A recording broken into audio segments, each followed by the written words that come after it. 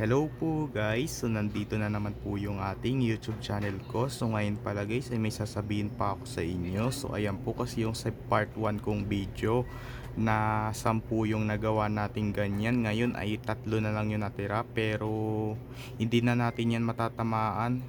Kasi naiingayan sila sa baba pag pumuputok yan, pag tinatamaan ng arrow na darts. Kasi naiingayan sila pag pag tinamaan ko yan, biglang puputok, naiingayan sila. Kaya okay lang yan guys, so wag na lang natin itira yan. So okay lang kasi naiingayan sila at saka ako ay kinakabahan din.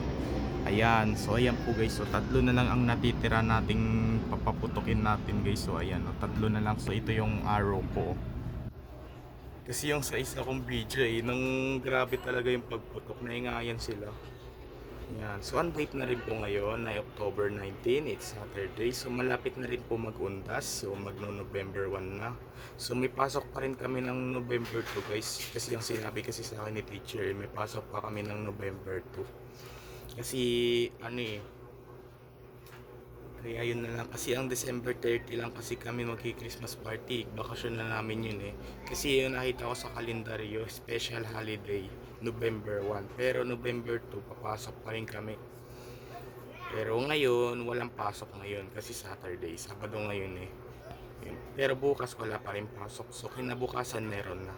Yan. So yan po guys. Bye. Yun lang.